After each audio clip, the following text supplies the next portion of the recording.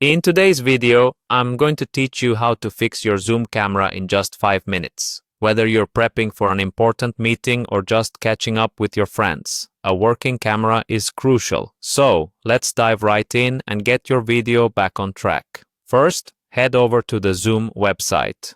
Open your preferred web browser and type in zoom.com into the address bar. This will take you directly to Zoom's homepage. Once you're there, look to the top right corner of the page and you'll find the Sign In button. Go ahead and click on it. After signing in, it's time to navigate to your meeting. If you have a meeting ID or you're part of a scheduled meeting, you can enter your meeting link directly, which will then take you straight to the session's waiting room or start the meeting, depending on the settings.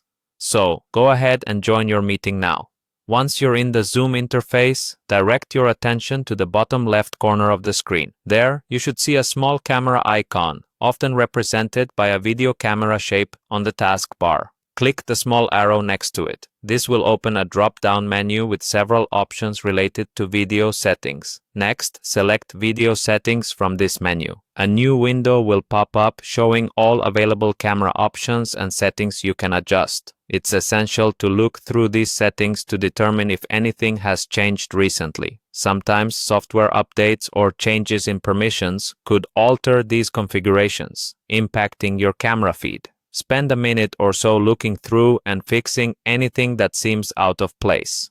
After you've reviewed the settings and made any necessary adjustments, return to the main Zoom window. Click on the video icon again at the bottom left. This action can often refresh the connection with your camera. Now, it's crucial to confirm that your video device or camera peripheral is properly recognized. When you click the video icon again, you should see a list of all available cameras, both built-in and external, on your system.